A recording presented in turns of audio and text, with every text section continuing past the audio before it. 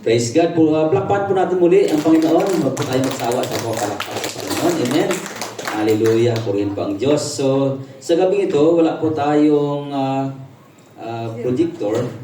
Sabi po doon, nakalagay pa nila doon na out of, yung lifespan niya is already, wala na. Tapos na yung kanyang lifespan. Amen. Pero yung lifespan po ng Panginoon, hindi po, wala pong ending. Because sabi po ng Bible, He is an eternal God. Okay? He is from the beginning and the end. He is the first and the last.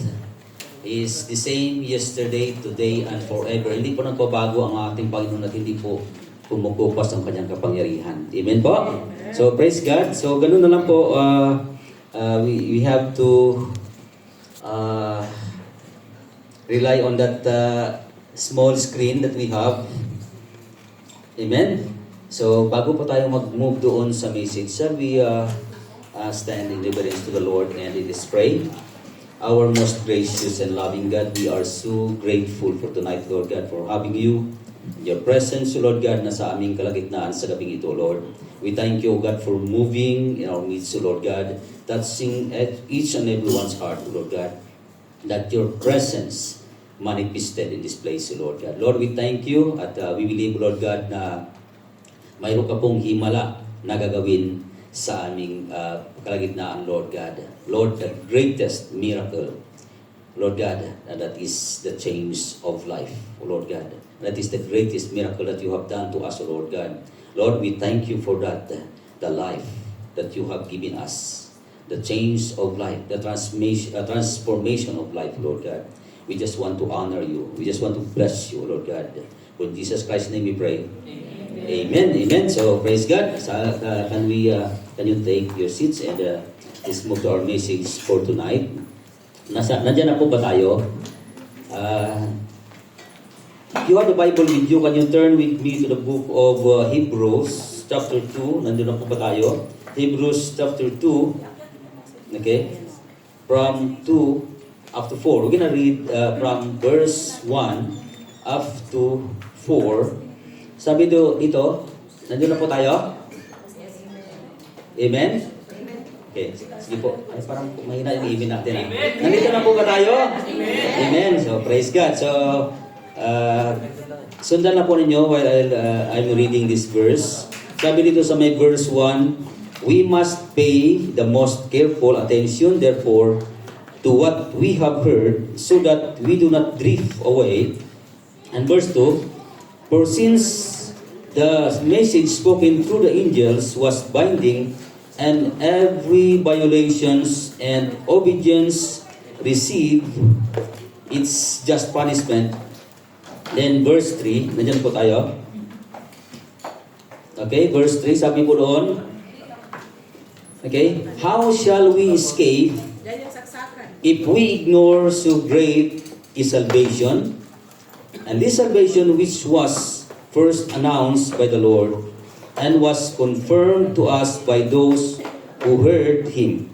Verse 4, okay, verse 4, God also testified to it by signs, wonders, and various miracles, and by gifts of the Holy Spirit distributed according to His will. Father God, I pray that you may speak to me, O Lord, and that word of yours will be delivered.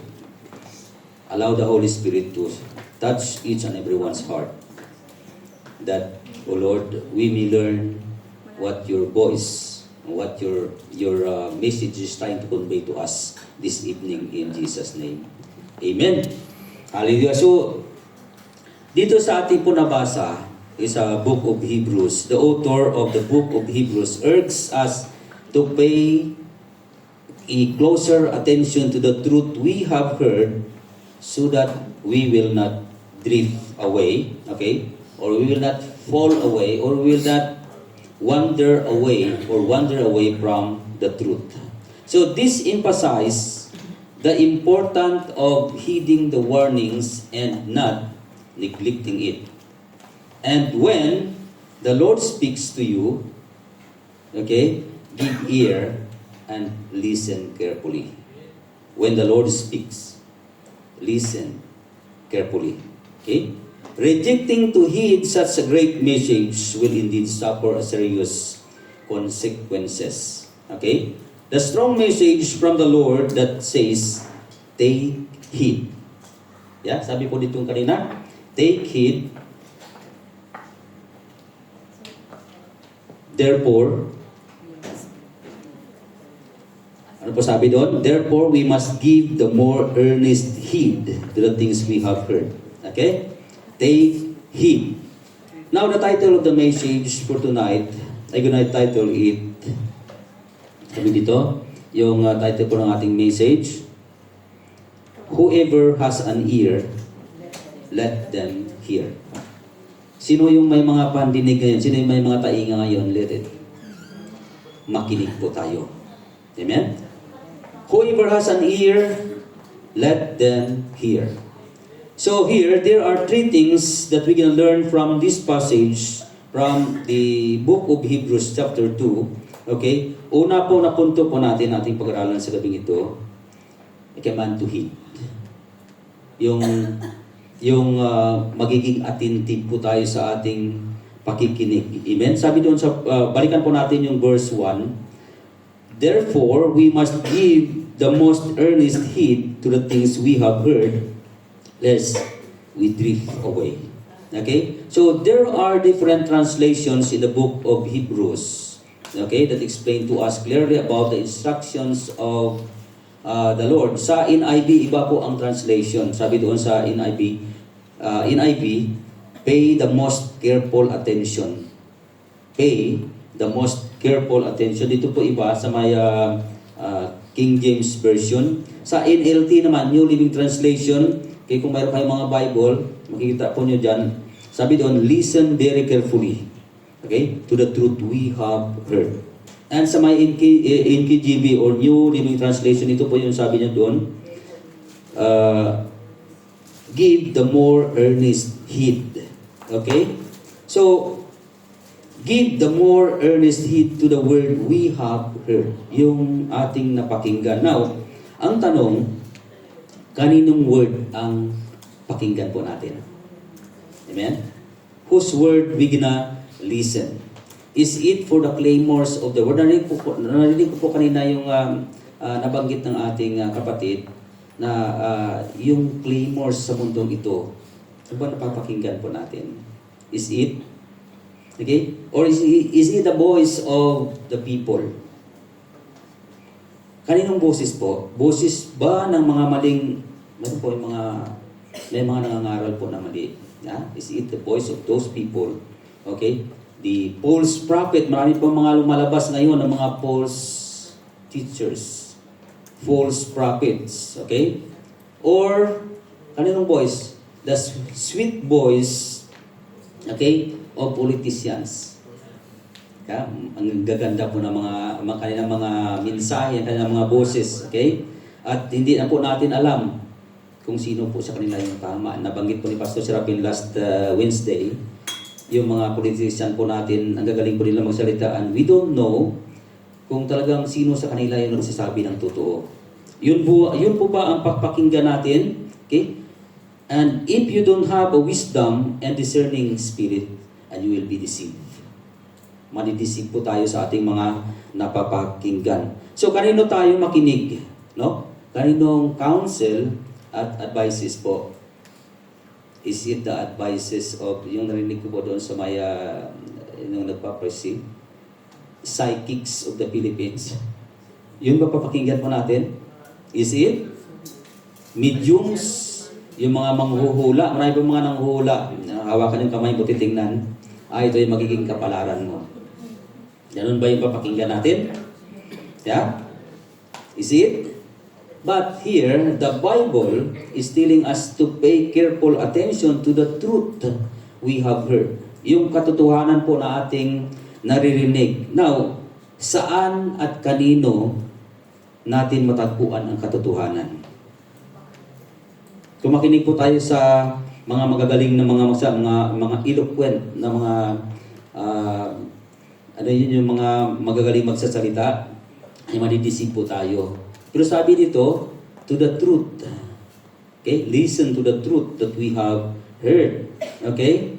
Yung katotohanan ay we can find only in Christ alone. Yeah? Sa kay Kristo. Yung katotohanan po natin, ang ating matatagpuan ay kay Kristo lamang, and the Bible is written word. The Bible is the written word, and Christ is the living word. Amen? Now, the early believers were warned how they listened to the word of the gospel, or they heard the word, but those words have not sunk in. Naririnig lang po nila, pero hindi siya pumasok. Pwede po yung mangyayari sa atin, nakikinig po tayo, okay? It seems that we are so attentive, okay, doon sa mensahe, pero yung message hindi po pumapasok. Sino nakaranas po ng ganon? Minsan nga, yung attend ako ng seminar, yung training, dami ko nang napapakinggan, pero hindi ko na-absorb. Okay? Lalo pa pag may naisip ko pa doon sa iba, iba-iba yung naisip mo, you cannot absorb it. It cannot penetrate. Yeah? Hindi nakapenetrate sa puso at kaisipan yung naririnig. Amen? Hindi na-absorb. In fact, there are difference between hearing and listening. Yeah? Mayroong kaibahan yung hearing and listening. Sabi nito, hearing is the passive involuntary physiological act of sound perceptions through ears. Yeah? Example po, mayroong pumalabog sa kabilang kwarto. Narinig mo? Okay? O mayroong tinig, narinig ng tainga mo, yeah? Pero hindi mo inintindi kung ano yon. Basta narinig mo lang. Yes? Now, hearing happens automatically whether you intend it or not. A sound wave stimulates the ear. Basta naririnig mo lang siya. Okay? Pero hindi mo naunawaan, hindi mo naintindihan ano yon. Okay? While listening is an active, conscious, okay, and intentional process of focusing on, interpreting, and understanding the message or meaning conveyed by those sounds. Okay? So, pinapakinggan mo, inuunawa, and then inaalam. Amen? Yun yung listening. So, alin po ba tayo doon? Hearing or listening? Yeah? I hope na nandun po tayo doon sa isa. Listening. Yeah? Sa paglabas po natin dito, mayroon po tayong nakukuha. So, doon po tayo sa listening. Amen? So, the Bible remind us to pay more careful attention to the word we have heard. Okay? Listen carefully. Amen? Makinig po tayo ng maigi. Amen? Sasabihin kasi napaka-importante. Alam mo po, may mga babala or warnings na pinapaabot sa atin ng Panginoon, pero marami sa atin taking it for granted. Yeah? Mayroong warnings, mayroong ma-importanting mensahe ang ating Panginoon, pero many of us take it for granted. Now, bigyan ko ng illustration. Ngayong araw o previous day, mayroon pong warning. Okay? In our place again, in the Philippines. Yeah. Now, we are focusing in our place, in our country. Mayroon pong news ngayon, news headlines, na mayroon pong super typhoon na darating. Katatapos na po ng isang typhoon, sino yun? Tino? Tama ba? Tino? Tino. Sinundan ng uwan. Tinuuhan na tuloy. Yeah, ano ba yung tinuuhan sa Bisaya? Pinaniniwalaan, tinuuhan. Okay? So, Tino, and then mayroon po yung super typhoon entering the Philippines area of responsibility, at ito ay as big as Philippines. Napakalaki. From north to the south. Buo yun nasako po ng typhoon. Na di katulad nitong Tino na ang tumbok na niya yung Visayas, Eastern Visayas, Central Visayas, Western Visayas. Yeah? Pero itong uwan, Parating ito, sabi, it will come either tomorrow, or Sunday night and Monday morning. Sunday night and Monday morning. So yun po yung warnings. Okay? Mayroon pong tao that they take heed for that warning. But mayroon pong iba, parang news lang, parang baliwala lang. Yeah? Lalo na yung mga nakatira doon sa mga coastal areas, sa mga malapit sa bundok na magkakaroon po ng landslide. Yeah? Now here, the Bible have a lot of important message and warnings. For some people have only the sense of hearing and not listening. Kahit sa mensahe, hearing but not listening actually. Paul kept on reminding his hearers for the things he already preached. Napahayag na niya, na-preach na niya, pero pinipreach niya pa rin ulit. Siguro yung mga sinasabi ko, narinig din niyo previously, some of the words, some of the message that I'm keep on telling you is already preached. Yes? Even the verses that we have discussed is already preached before. But we keep it, we repeat it. Kasi po, madali po tayo nakakalimot. Diba? Madali tayo nakaka-forget. Amnesia. Yeah? Sabi po doon sa Peter, tingnan po natin next verse. Peter 1:12, sabi doon, tama ko ba, Peter? For this reason, I will not be negligent to remind you always of these things, though you have known and are established in the present truth. Okay? Sabi doon, sa NIV, so I will always remind you of these things. Reminds you of these things. The word remind means it was already said and it will be say it again. Nasabi na noon at sasabihin pa muli. Yeah? Reminds you. It's being remind. Ibig sabihin, nabanggit na, sinabi na, isasabihin ko pa uli. Bakit po? Apostle Paul ay paulit-ulit at nagpapaalala. Bakit inuulit-ulit? Why he keep on repeating it? Kasi it is a very important. Pagka po inuulit-ulit, emphasize yung isang bagay, importante po yun. Naalala ko kanina, habang kami ay bumabiyahe at ang naiwan doon sa Hagay, ay inuulit-ulit, bro, wag mong kalimutan yung Pepsi ha. Pepsi talaga ha. Sa dami-dami doon na iwan Pepsi talaga. Bro, yung Pepsi ha. Sisa. Okay. Bakit po inulit-ulit yun? Kasi importante. Yeah? Maiwan lang yung lahat, wag lang yung Pepsi. Yes, amen? Praise God. Alam mo po, yung mga bata ay naiinis minsan sa magulang. Yes, mga bata natin, yung mga anak natin, naiinis sa magulang. Kasi paulit-ulit, pangaral yung magulang. Si mama naman, ulit-ulit naman yung pangaral. Yeah? Naiinis yung mga anak. Yeah. Because, bakit po inulit-ulit ng magulang? Because that pangaral, yung advices is very important. Bakit na po inulit-ulit? Because it is very important. That is for your good and for your benefits. Yeah? So take heed yung mga advice ng ating mga magulang. Amen? Yung mensahe ng Panginoon po sa atin, take heed. Makinig po tayo. Amen? Nakuha po natin yung unang punto po natin. Makinig po tayo. Praise God. So let's move to another. Next one. Number 2, a warning to fear. Now, okay. Now, mayroon pong isang istorya. There is a story in the book of Luke, chapter 13. Kung basahin po niyo yung book of Luke, chapter 13, mayroon pong group of people from Galilee. Those group of people from Galilee, they, what happened? They riot. They complained against Pilate, Pontius Pilate. Why? Because, ano po nangyari? Yung pera ng templo, ginamit po ni ni Pilate to make a project. Yung project po niya yung aqueduct.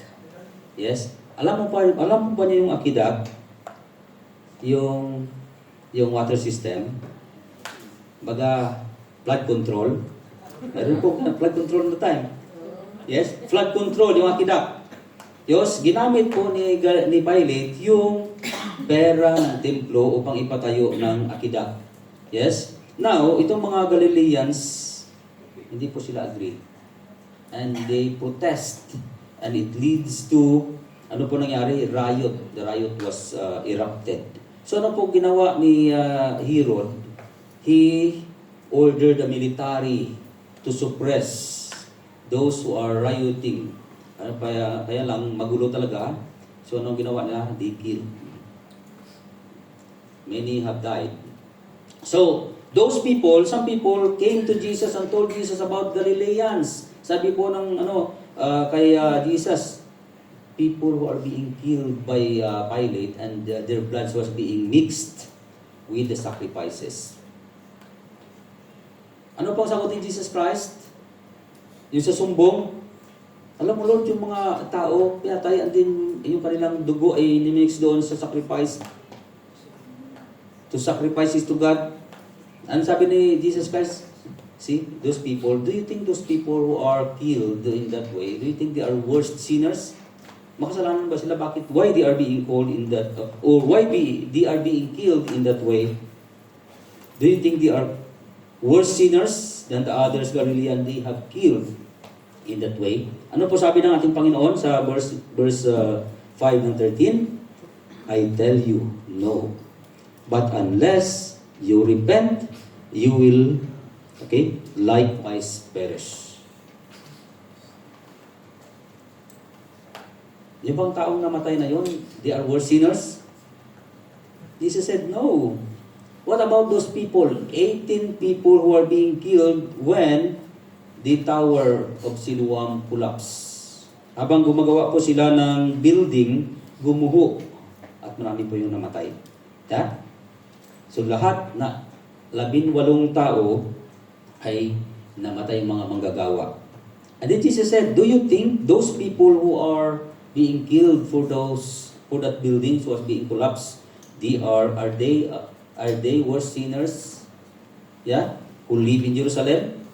Jesus said, no, unless you repent, you too will perish. Ano po ang nais niya paabot sa atin dito?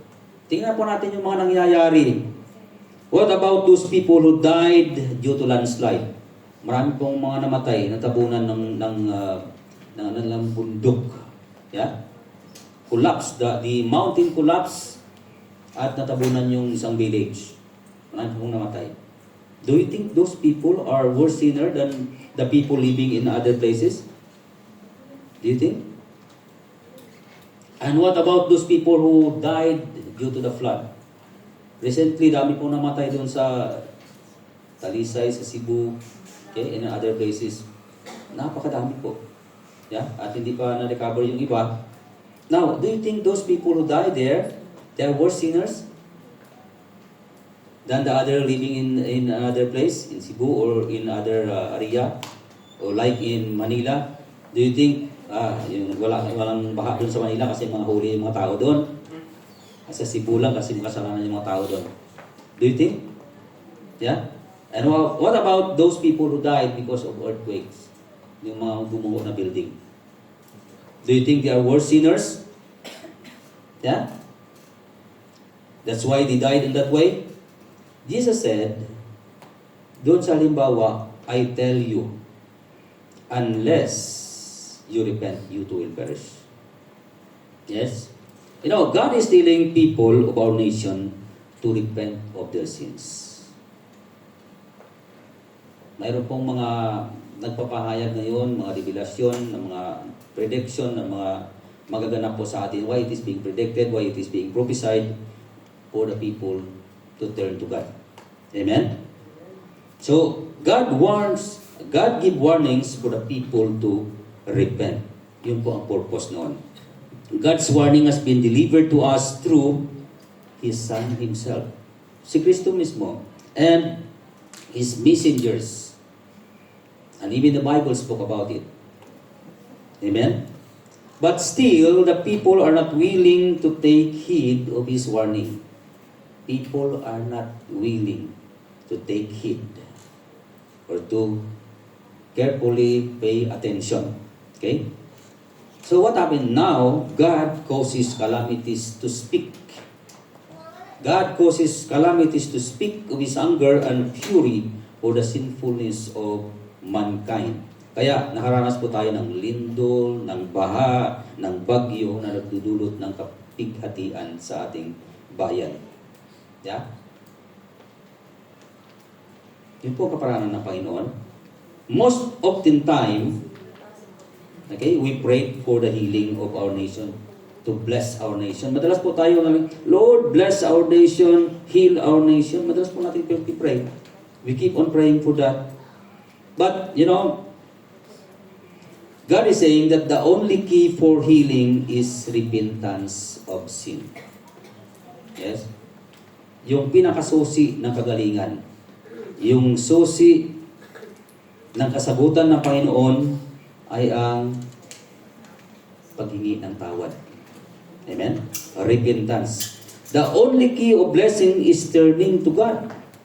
Tingnan po natin another verse doon sa may very popular verse in chapter 1 of Psalms.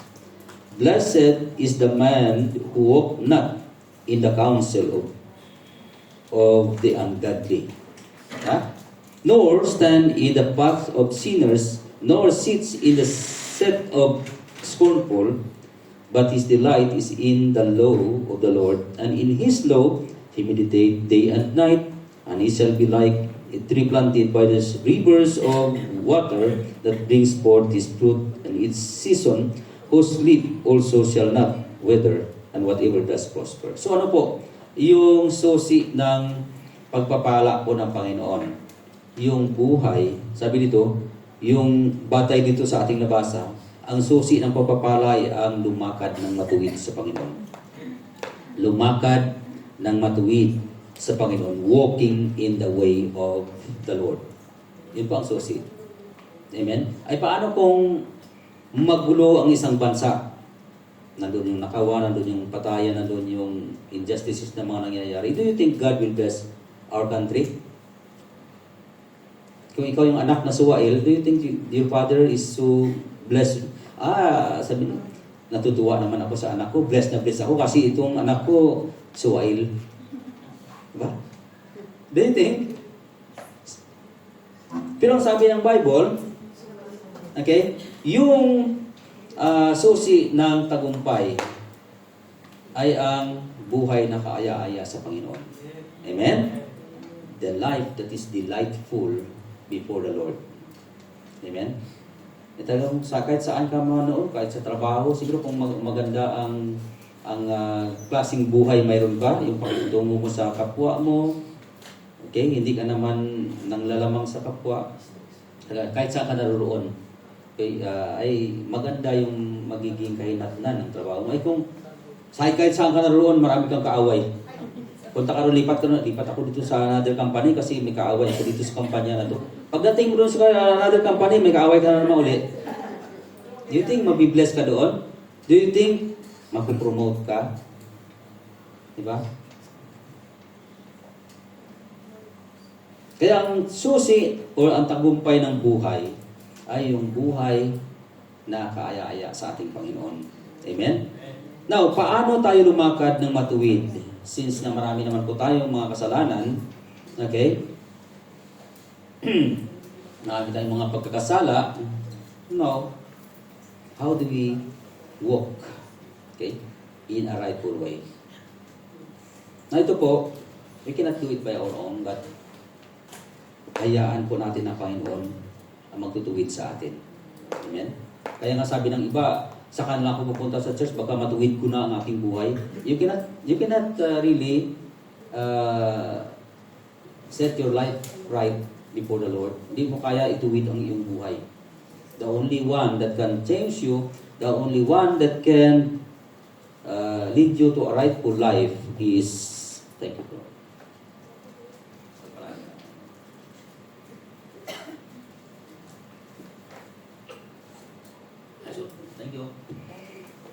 Amen? So kayaan po natin ang Panginoon ang siya magtutuwid sa atin.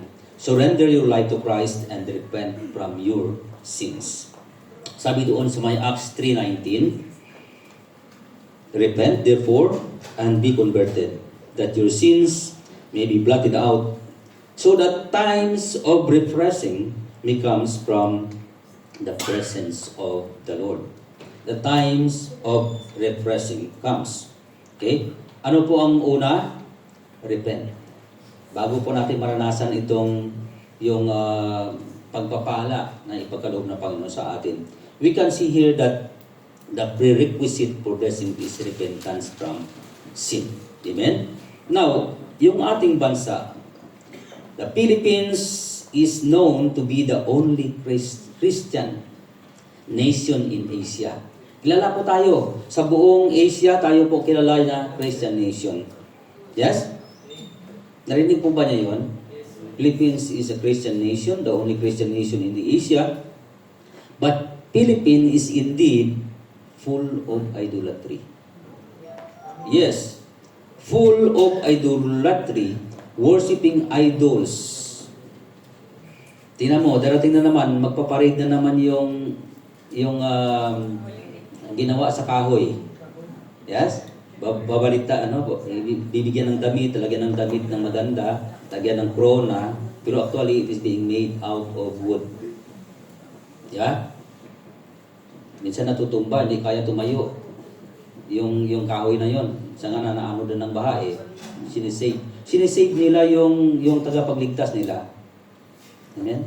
So paano natin masasabi that the Philippines is a Christian nation? Okay? So, pinagkaguguluhan. Diba? I don't know if it's really a form of worship ang ginagawa nila, but I don't think.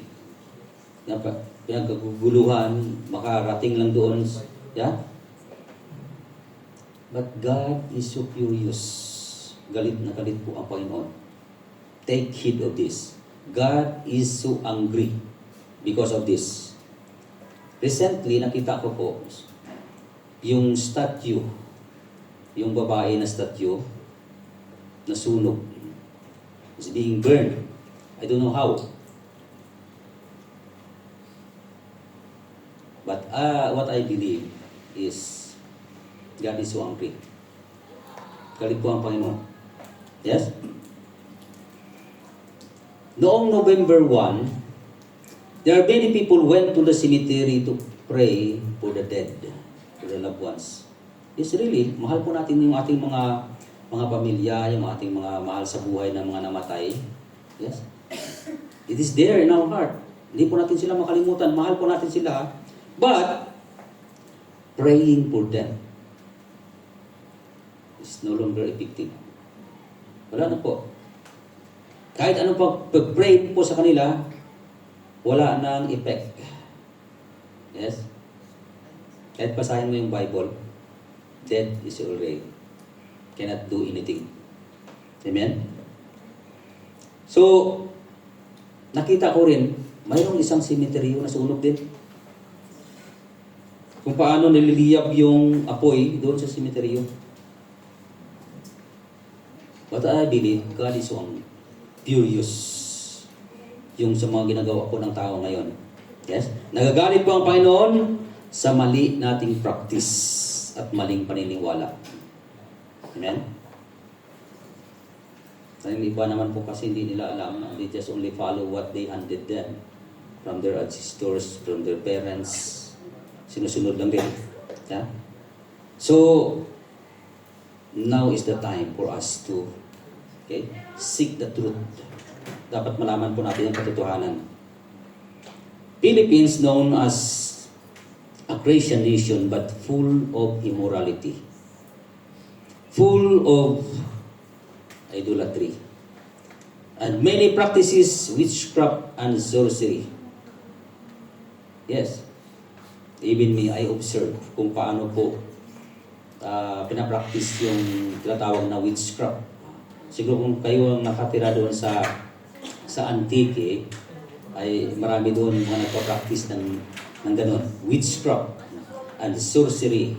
tumatayo ng altar, mayroong ini-invite na spirito, yeah, praying for the spirit, and that is really rampant. At God is so angry for that. Amen? Practicing of black magic and divinity.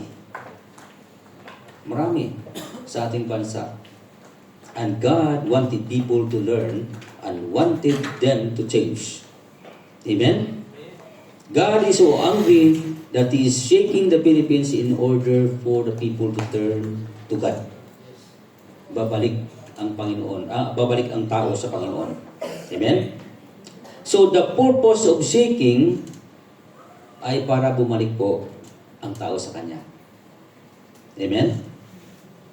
Some think that God is cruel. Malupit ang Panginoon by sending calamities into our land. Typhoons, earthquakes, sunod-sunod, isipin mo. Hindi pa nga naka-ahon, hindi pa nga naka-recover. Yun na naman. Nung nakaraan, lindol, sunod-sunod. Pagkatapos ng isa, doon na naman sa kabila. Di ba?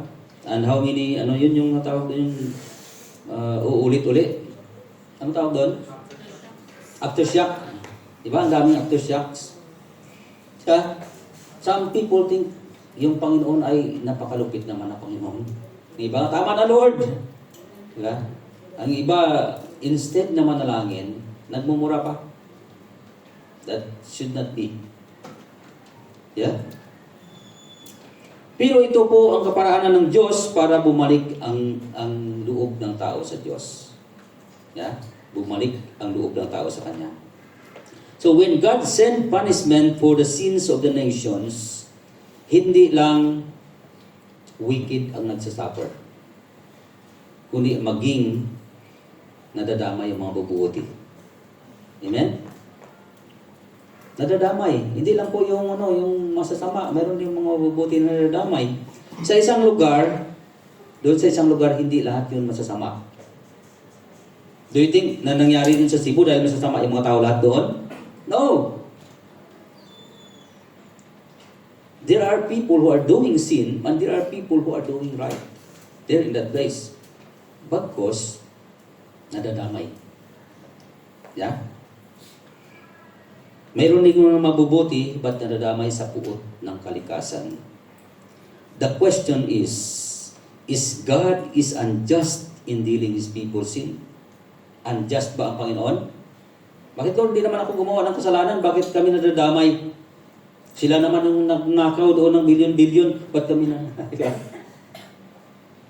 Do you think God is unjust? Surely not. God, no, hindi na po natin naunawaan. Yeah? We cannot really understand yung kaparaanan po ng Panginoon. We don't fully understand. Okay? Sabi po ng kanyang salita, when God raised the sun, He raised it up for both the righteous and the wicked. Diba? Hindi lang yung sumikat ang araw para lang sa mabubuti. Yung mga gumagawa ng masama, puro lang kayo madilim dyan, wala kayong liwanag. No.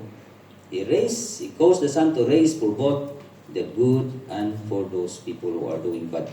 And He sent rain for both righteous and for the wicked. Amen? Pero, on the day of judgment, iba, on the day of judgment, God is so perfect in dealing, okay, to everyone according to what they have done. Amen? Sabi po sa Revelation chapter 22 verse 12, is coming soon and the reward is with me and I will give it to everyone according to what they have done. So yung reward, yung punishment o yung judgment ng Panginoon, individual. Amen?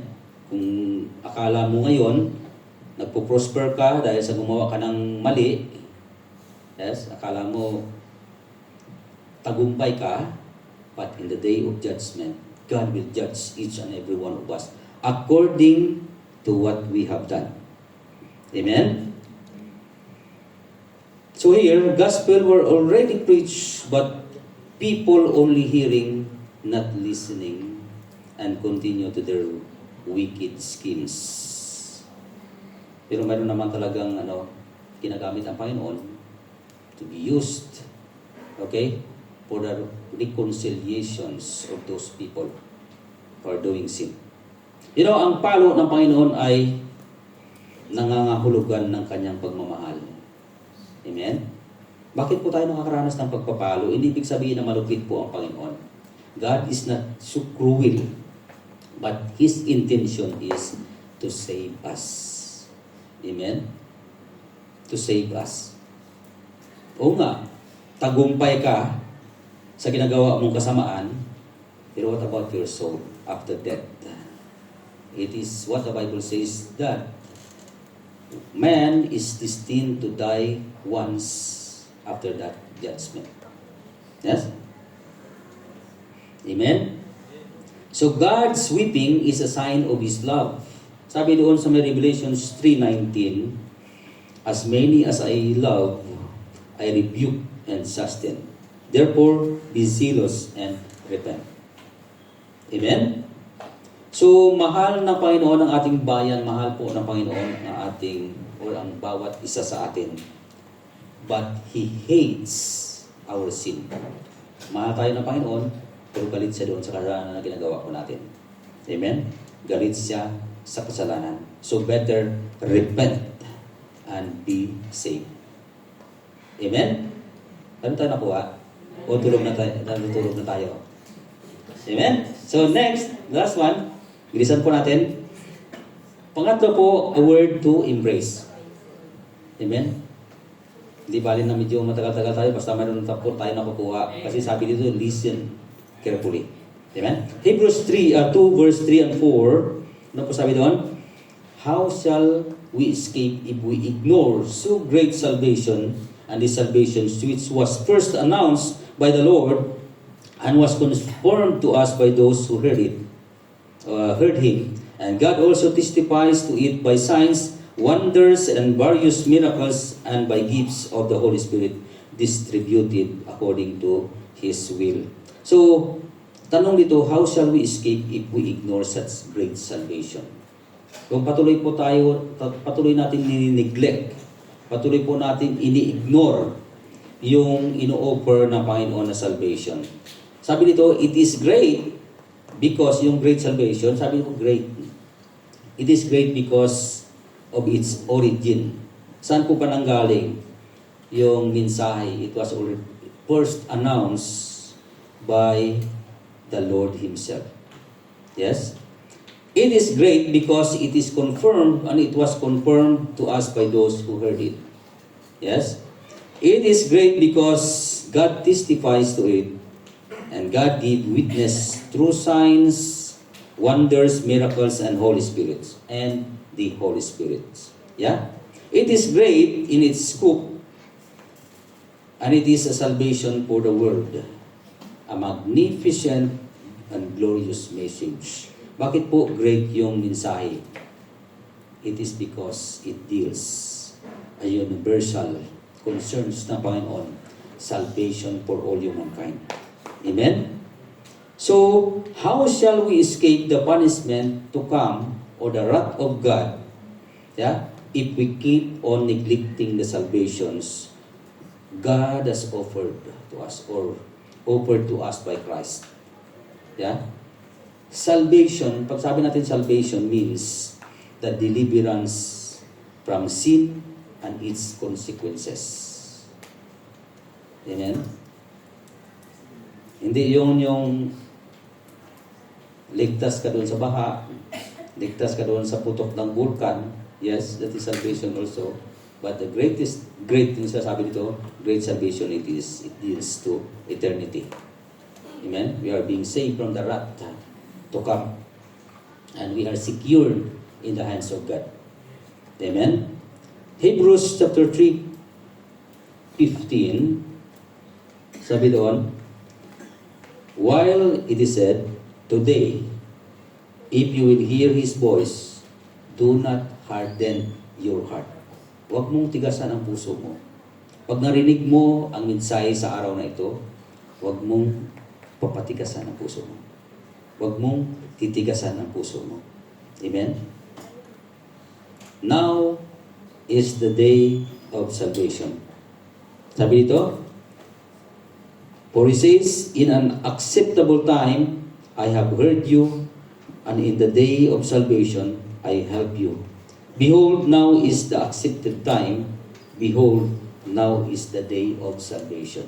Nakita po natin yung mga kaganapan ngayon sa ating paligid. Ito ay nagpapatunay at nagpapakita na malapit na darating ang Panginoon. Yes? Ay kung hindi po tayo nakasecure ng ating kaligtasan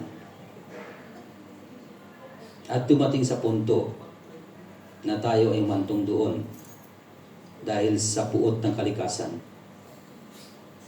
then what it will be for us. Kaya po ang mensahe dito, now is the accepted time. Today is the day of salvation. Huwag po natin palagpasin. Amen? Yung kaligtasan na inaalok po ng Panginoon sa atin. Kasi pag ipinagliban po natin yun, sabihin mong saka na lang, Lord. Malakas pa naman po eh. Secured naman kami. Diba? You cannot rely on your own capacity. You cannot rely on your own protection, in your own security. Sabihin mong malayo ka naman doon sa vulkan, malayo ka naman doon sa tabi ng dagat, at wala, malayo ka sa tidal waves o yung water source. But who knows? You cannot guarantee.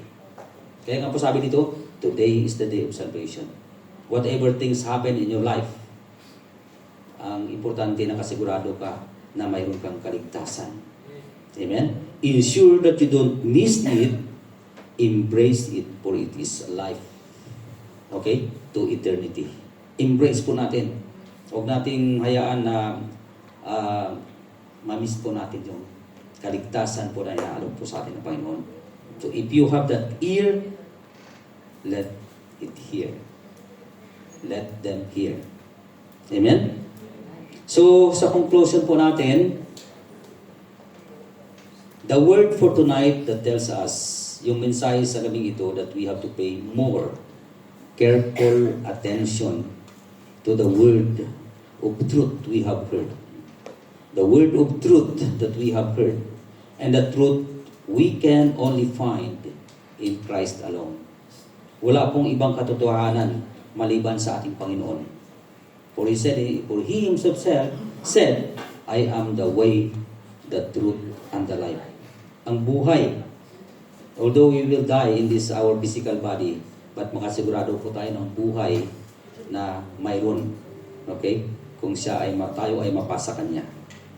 Amen? Sa Kanya na po natin matatagpuan. Neglecting this so great salvation has inescapable consequences. Yes? Sa ngayon, pwede ka mamili. You have the choices. Pwede mong gawin yung mga bagay na gusto mong gawin. Either you will do good or you will do bad. Pwede mo po gawin. You have a free choice now in this time. But the time will come. Okay? There will be no escape. Okay? Neglecting this so great salvation has inescapable consequences. The salvation offered through Jesus is presented as a magnificent gift. Regalo lang po ito ng Panginoon sa atin. Although, actually, we are not deserve this. Dahil makasalanan po tayo, we prepare to disobey God and we sin. And we committed, which is abominable before our God. But, because of His grace po, habag po na Panginoon po sa atin ito. Yes? But the question is that, do you have this salvation? Ano po ba tayo yan? Yes? And how can we sure? And if you are not unsure, there are two things to recognize. First, ano po yung una? The warning of this passage is real. Totoo po. It's real. It is not me who says this, but it is the Scripture. And the Scripture speaks the truth. Amen? The warning of this passage is real, and there is no escape outside of Christ. There is no escape. And that is period. And the second is, salvation is really available in Jesus Christ. Amen? Kung mayroon pong warning doon sa mga patuloy na nagre-reject, pero mayroon namang assurance, available po ang salvation sa sino man tumanggap. Sabi doon, whoever believes in Him shall not perish, but have an everlasting life. Amen? Available po. Sino man, wala siyang pinipili. Whoever, it talks about, okay, it's a very broad. Hindi lang po a certain group of people, nationality, color, language, or tongue, but it speaks universal concerns, salvation for all. Amen? Kasi nais po ng Panginoon na lahat po tayo ay mga ligtas. Hindi niya po nais na tayo ay mapapahamak, mapahiwalay sa Panginoon. Yung hell, it is not being created for us. Hindi po yung design po sa atin. It is the hell or the hellfire is being created for Satan. But Satan wanted, okay, ma-implicate po tayo doon sa pagkasala para mayroon siyang kasama kasi ayaw niya mag-isa lang siya, gusto niya may kasama siya. So kung ayaw niyong sumama sa kanya, nakakay Kristo kayo. Amen? Praise God, piliin po natin si Kristo. Amen? So that Jesus Christ has indeed fully satisfied the justice of the Father and purchased not only reconciliations but an everlasting inheritance in the kingdom of heaven for all those whom the Father has given to Him. Amen? So don't neglect such great salvations. Instead, turn to Christ and Him alone as a freely offered in the gospel. Amen? So the passage is a solemn warning but also an exhortation to act. It urges us to be responsible and make the conscious choice to stay anchored in the teaching of Jesus Christ. Take heed of what you have heard for tonight. May the Lord God bless you. Can we stand and let's pray?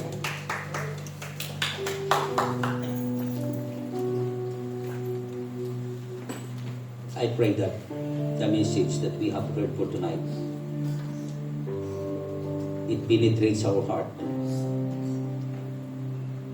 And this message is very important for us. Life and death is in the power of our choice. If you choose outside the will of Christ, then you choose death. But if you choose to submit to Him and receive Him, and that is, you choose life. And it is in you, in your choice. Tonight, I pray that many of the people will choose life. And that is our prayer even to our country, to our Philippines, to our beloved Philippines, that many of our kababayans will be saved. And many those who are far off will be saved. And this is our prayer.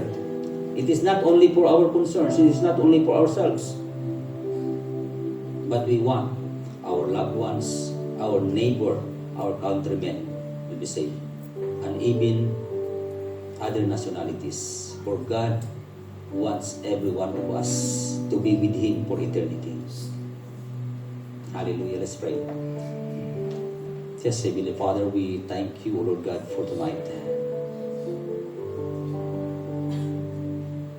I want you to thank God for the very word of the Lord for tonight. Yes, Lord, hallelujah. You are so grateful for speaking to us, Lord. We are so grateful, Lord God, for reminding us of your words. Lord, I pray that you may help us, O Lord God, that we may become attentive to your very voice. Whatever things that you speak to us, we may listen. Not only merely hearing it, but we may listen. And to receive it, O Lord God, to take it into our heart, O Lord. And to respond it according to your will for us. In Jesus' name. Father, we thank you for tonight. Thank you for what you have done. Thank you for your word. Thank you for your loving kindness and your mercy. We just want to glorify you. We just want to exhort you. For in Jesus Christ's name we pray. Amen. Amen.